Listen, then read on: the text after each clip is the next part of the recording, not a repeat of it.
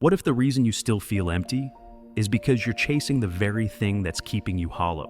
What if the pursuit of more success, more things, more attention, is not the cure, but the cause of the ache inside? We live in a world that glorifies accumulation, bigger houses, better jobs, busier schedules. We're taught to believe that happiness is just around the next corner, just one achievement away. But what if that corner keeps moving? What if no matter how much you gain, it never feels like enough?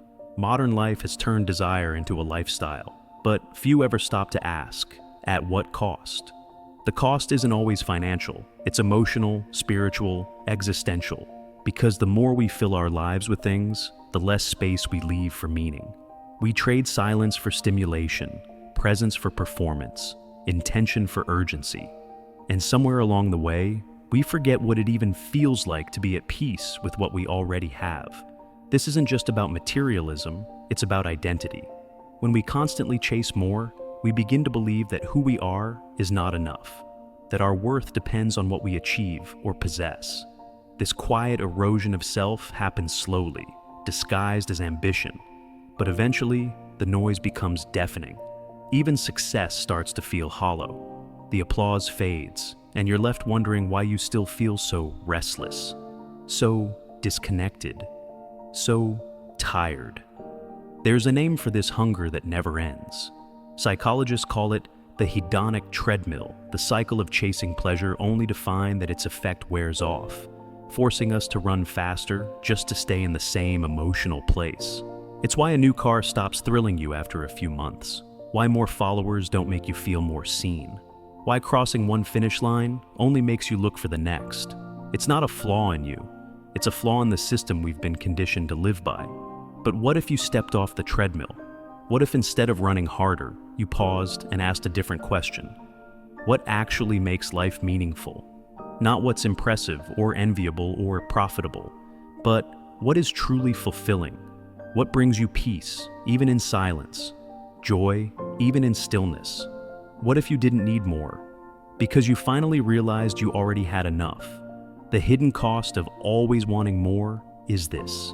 It robs you of your ability to be here, to be grateful, to be whole. And the truth is, you were never empty to begin with. You were simply too full of everything that didn't matter. More doesn't always mean better. Sometimes more just means heavier. Heavier expectations, heavier comparison, heavier silence when you're alone with your thoughts. We chase more because we think it will free us, but often, it only chains us to the very things we were trying to escape. But what if fulfillment didn't come from adding more, but from subtracting the noise?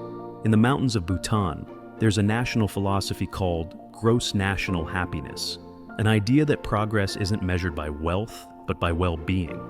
In stark contrast to the consumerist mindset, this tiny country believes that the quality of our inner life matters more than the quantity of our outer achievements. They teach their children to contemplate impermanence, to remember death not out of fear, but to live more meaningfully. Imagine what our lives would look like if we measured success not by what we owned, but by how deeply we felt, how fully we loved, and how peacefully we slept at night. Further west, in the Andean highlands of South America, the Quechua people live by a principle called Aini sacred reciprocity. It's the belief that life is not about accumulation, but about balance, giving and receiving, taking only what you need and offering what you can. Their wealth isn't stored in vaults, it's found in shared meals, in community rituals, in the silence of a morning sky. Theirs is not a poverty of things, but a richness of connection, a simplicity that nourishes, not deprives.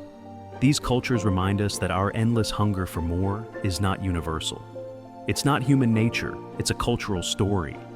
A story that teaches us to compete, compare, and consume until we're left with everything, except ourselves. But there's another story, one that whispers through the quiet practices of ancient ways. A story that tells us we are already enough, that what truly matters cannot be bought, rushed, or scaled.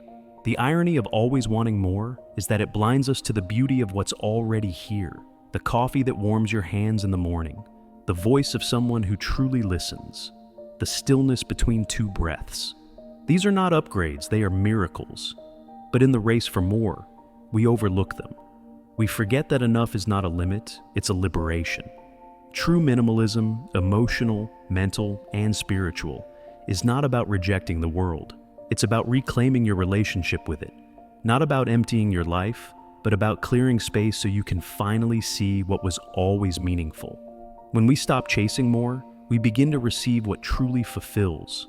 Not louder applause, not bigger numbers, but quieter truths, deeper presence, and a kind of joy that doesn't scream, but softly endures. Because the greatest cost of always wanting more is that it steals the life you already have. A moment of stillness can be worth more than a lifetime of striving. A single meaningful connection can outweigh 1,000 shallow interactions. In the pursuit of more, we often miss the quiet treasures life offers us daily, the ones that cannot be posted, purchased, or proven. This is the paradox of modern abundance. We have everything, except the capacity to appreciate it. When did simplicity become something we look down on? When did ordinary start to feel like failure? Somewhere along the way, we were taught that value lies in volume, that unless we're growing, collecting, building, accumulating, we're falling behind. But what if growth isn't always about addition? What if it's about subtraction, the courage to release what weighs us down so that what truly matters can rise? There is a quiet wisdom in the things we ignore, the pause before a decision, the silence after a deep conversation, the empty day in your calendar that asks nothing of you except to just be. But we fill these moments with noise, with tasks, with consumption. Because we've been conditioned to believe that empty space must be filled, that stillness is laziness, that doing nothing means we're wasting time. But here's the truth. Not everything needs to be filled. Not every second needs to be optimized. Some of the most meaningful moments in life are the ones we never planned, the unscripted ones, the unmeasured ones. When we allow ourselves to slow down, space opens. And in that space, something surprising happens. We begin to hear ourselves again, our real selves, the ones buried beneath deadlines, desires, and distractions. This isn't about rejecting progress, it's about redefining what progress looks like. It's about replacing frantic achievement with purposeful living. Just like ancient traditions that value intention over quantity, we must learn to curate our days like an artist curates a canvas, choosing what belongs and daring to leave some spaces untouched, because it's in the white space that the meaning emerges. So, how do we begin? 1. Reclaim your attention. In a world that profits from your distraction, presence is an act of rebellion. Begin by noticing where your energy goes, not just your time, but your attention. Who gets it? What steals it? The more we let ourselves be pulled in 100 directions, the harder it becomes to feel whole. Choose what deserves your gaze, and gently pull it back from what doesn't.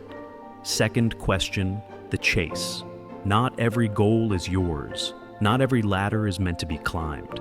Sometimes what we think we want is just a reflection of someone else's life, a borrowed dream. Ask yourself, why do I want this? Who am I trying to impress? What do I think this will finally give me? If the answer is peace, freedom, or worth, consider that you might already possess what you're chasing. 3. Make space for stillness. Just as a home becomes more beautiful when we remove the clutter, the mind becomes clearer when we stop filling every moment. Schedule time not to work, but to breathe, to walk, to sit without a screen. Let silence return. Let boredom in. Let your thoughts stretch beyond the algorithm. 4. Honor what's enough. Enough is not mediocrity, it is maturity. It is the wisdom to recognize when you have what you need. Gratitude isn't just a spiritual cliche, it's a practical tool for shifting your focus. Start small, a meal, a quiet room, a friend who sees you. These aren't lesser things, they are life itself. Because in the end, what we're really searching for isn't more stuff, more titles, or more approval. It's the feeling that we belong to our own life again, that we're not missing it while chasing it, that we can stop running and still be enough. 1. Redefine success. For most of us, success has been a script written by someone else. Status, salary, square footage. But true success is not about how much you can show, it's about how deeply you can live. Redefining success means measuring your life not by what's visible, but by what's felt. How to apply it. Pause before chasing the next milestone. Ask yourself, is this aligned with my values, or am I chasing approval? True fulfillment begins when you start living by your own definitions. 2.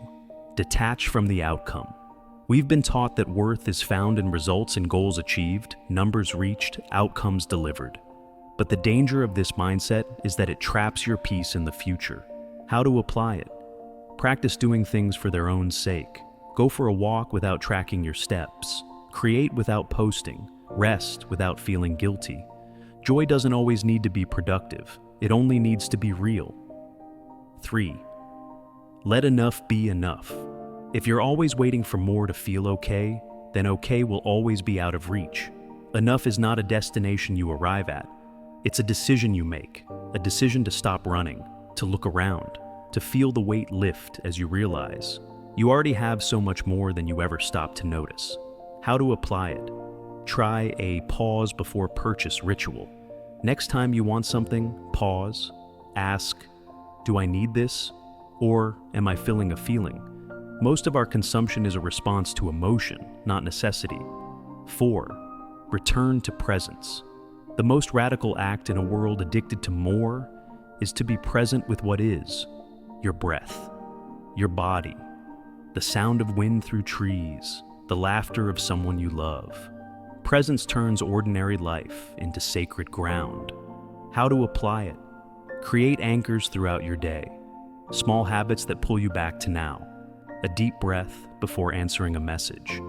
A moment of stillness before your next task.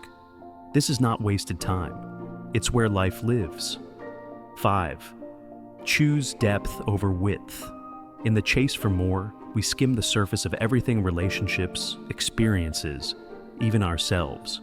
But real nourishment comes from depth, from being fully where you are, from knowing fewer people more deeply, from doing less but living more of it. How to apply it? Commit to less. Say no to what doesn't align. Make space to go deeper into conversations, into silence, into the parts of you that are waiting to be felt again. Because at the heart of it, this was never about what you had or didn't have. It was about how much of yourself you've lost trying to have it all. The hidden cost of always wanting more is the slow erosion of your joy, your peace, your presence. But the moment you stop chasing and start choosing, you begin to reclaim all that was never missing, only buried. What would it look like to live as if nothing was missing? Maybe that's the question worth asking. Maybe that's where healing begins. Letting go of what you don't need isn't just about clearing space on your shelves.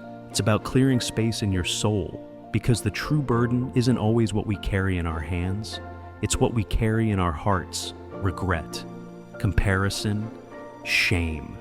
The story that says, you're not enough yet. We declutter our closets, but what about the quiet chaos within? The real work begins when we release the thoughts that constantly demand more money, more validation, more recognition. These voices don't just distract us, they exhaust us. They convince us that happiness is somewhere else. But mindfulness calls us back, not to escape, but to return. Return to this moment, this breath, this version of you already whole. How to apply it? Begin with awareness. Notice the moments when more becomes a reflex. A purchase made out of boredom, a scroll made out of loneliness, a goal chased because you thought you should. Then pause, breathe. Ask yourself, is this adding to my life, or is it just adding noise? Not everything that glitters deserves your attention. Not every opportunity is meant for you.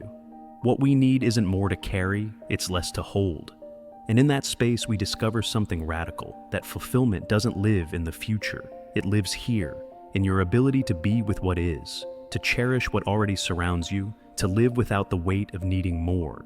This is the quiet revolution, not to consume more, but to feel more, not to perform, but to be, not to fill every silence, but to finally listen to it. And maybe that's where it all begins to change, when we stop looking outward for abundance and start noticing it in the things we already touch. The way morning light spills across your kitchen floor, the sound of laughter that doesn't need an audience, the stillness that doesn't ask you to earn it.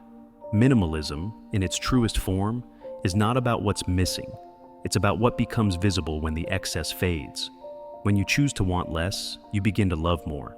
More presence, more meaning, more peace. You stop chasing and start arriving. You stop striving and start belonging. The cost of always wanting more is missing the beauty of what's already yours. But the moment you let go just a little is the moment you come home to your life again. So, look around. What can you release today to make room for what really matters?